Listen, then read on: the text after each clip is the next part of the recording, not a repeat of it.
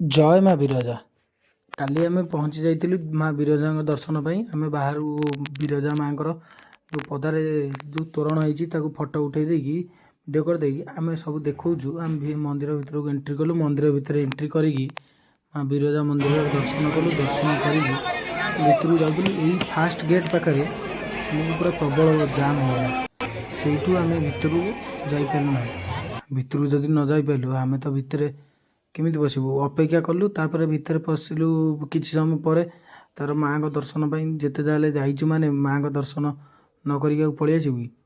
ତାପରେ ମାଆଙ୍କ ଦର୍ଶନ ବି ଭଲସେ କରିଦେଲୁ। ତାପରେ ଏବେ ଆସିକି ପଦାକୁ ଆପଣମାନଙ୍କୁ ଦେଖାଉଛି ମନ୍ଦିରର ସାଜସଜା ହେଇଛି। ପଦାରେ ତ ଯାହା ହେଇଥିଲା ପୁରା, ଏଇଟା ହେଉଛି ଆମର ଜଣେ ଶିବ ବାବାଙ୍କ ମନ୍ଦିର। ମନ୍ଦିରର ଚାରିପାର୍ଶ୍ୱରେ ଦେଖୁଥିବ ମାନେ କୋଉଭଳିଆ ଲାଇଟ୍ ଫାଇଟ୍ ସଜା ହେଇଛି। ଏଠି ଘଣ୍ଟି ଅଛି, ଦୀପ ବି ଜାଳିଲୁ। ଏଠି ତ ଆମର ମାନସିକ ପାଇଁ କରିଏ ବି ବନ୍ଧାନ୍ତି। ଏଇଟା ଗୋଟେ ମୁକ୍ତି ମଣ୍ଡପ ନା କ'ଣ, ଏମିତି ବହୁତ କିଛି ଜିନିଷ ଅଛି ଯେଉଁଟା ଦେଖିବାକୁ ଆପଣ ଗଲେ ସେଠିକି ଜାଣିପାରିବେ। ତାପରେ ଆମେ ପଳେଇଲୁ 108 ଶିବଲିଙ୍ଗ ଦର୍ଶନ ପାଇଁ।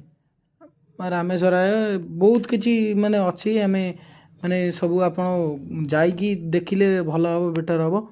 ଆମେ ବାସ୍ ଯେତିକି ଦେଖେଇ ପାରୁଛୁ ସେତିକି ଦେଖେଇବୁ।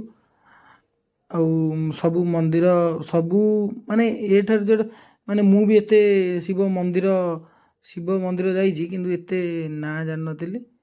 ନାଁ ଜାଣିଲି ଧୀରେ ଧୀରେ ପଢ଼ିଲି, ଗୋଟେ ଗୋଟେ କରି ଗୋଟେ ଗୋଟେ କରିକି ପଢ଼ିଲି।